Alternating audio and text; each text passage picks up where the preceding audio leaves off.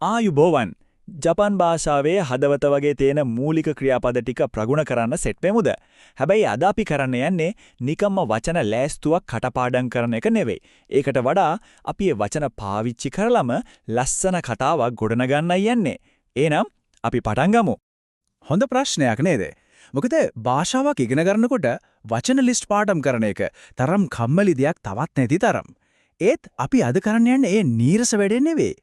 මේ වචන ටික අරගෙන එකිනෙකට සම්බන්ධ කරලා තේරුමක් තියෙන කතාවක් හදන එක.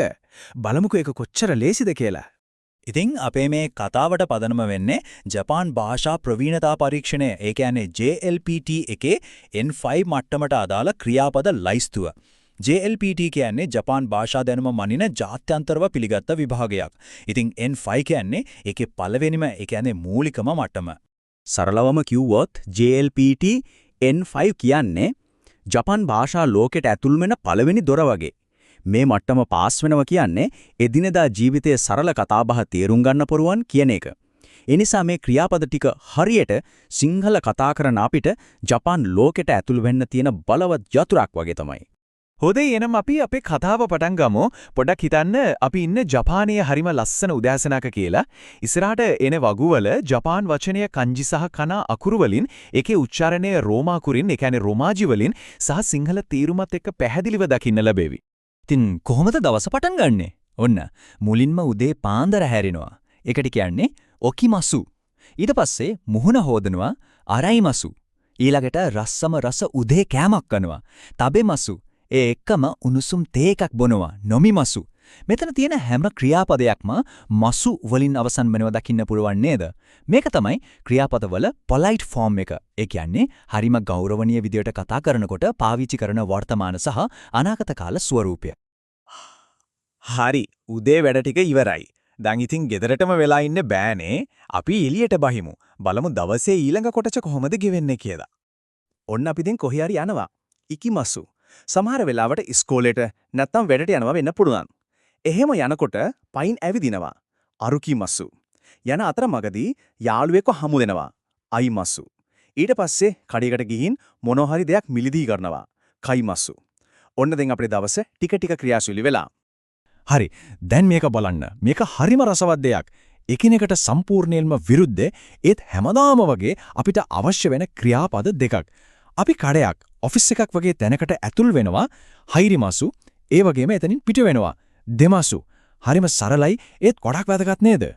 හරි දැන් අපි ඇවිල්ලා තියෙන්නේ දවසේ මැදට. මේ වෙලාව තමයි සාමාන්‍යයෙන් වැඩවලට ඉගෙන ගන්න දේවල් වලට එව නැත්නම් අලුත් දෙයක් නිර්මාණය කරන්න වෙන්නේ. අපි බලමු ඒ වෙලාවට අදාළ ක්‍රියාපද මොනවද කියලා.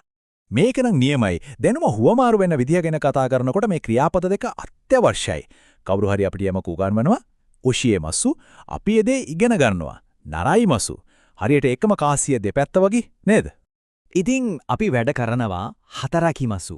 සමහර විට කාර්යාලය. යමක් ලියනවා කකිමසු. හිතන්නකෝ ඊමේල් එකක් වගේ. පොතක් කියවනවා යොමිමසු. නැත්තම් සංගීතයට. ඒ කියන්නේ සින්දුවක් වගේ දෙයක් අහනවා. කිකිමසු. මේ ක්‍රියාපද වලින් තමයි අපේ දවසේ බුද්ධිමය ක්‍රියාකාරකම් නියෝජනය වෙන්නේ. හොඳයි. දවසේ මහන්සිම හරිය ඉවරයි. දැන් ඉතින් හවස් වෙලා දවස අවසන් වෙන්නත් ළඟයි. මේ වෙලාවට ක්‍රියාකාරකම් වෙනස් වෙලා අපි විවේකීය සහ විනෝදාංශ පැත්තට යොමු වෙනවා. බලමු ඒ වෙලාවට පාවිච්චි වෙන ක්‍රියාපද මොනවද කියලා. සමහර වෙලාවට අපි රෑ කෑම හදනවා ස්කුරිමස්. නැත්තම් පොඩ්ඩක් සෙල්ලම් කරනවා අසොබිමස්. ඊට පස්සේ දවසේම මහන්සිය නිවා ගන්න විවේක ගන්නවා යසුමිමස්. අන්තිමටම අපි නිදා ගන්නවා නෙමස්. ඔන්න අපේ දවසේ කතාව සම්පූර්ණයි. හරි. අපි දැන් ජපාන් දවසක්ම ගෙවලා ඉවරයි. ඒ අතරේ ක්‍රියාපද ගොඩකුත් ඉගෙන ගත්තා. ඒත් වැදගත්ම දේ තමයි මේවා කොහොමද මතක තියාගන්නේ කියන එක. නේද? අපි දැන් ඒ ගැන කතා කරමු. ඉතින් මෙතන තියෙන රහස මොකන්ද? නිකන්ම වචන ලිස්ට් එක පාඩම් කරනවට වඩා මේ වගේ කතාවක් එක්ක සම්බන්ධ කරලා ඉගෙන ගන්න එක. එතකොට මේ වචන මොළයට හොඳටම යනවා.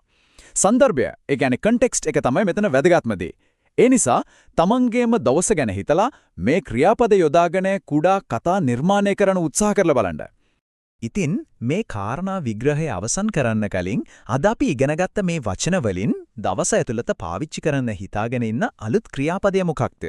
මොකද ඉගෙනගත්ත දේ එස්සනින් පාවිච්චි කරන එක තමයි භාෂාවක් ඉගෙන ගන්න තියෙන හොඳම ක්‍රමය.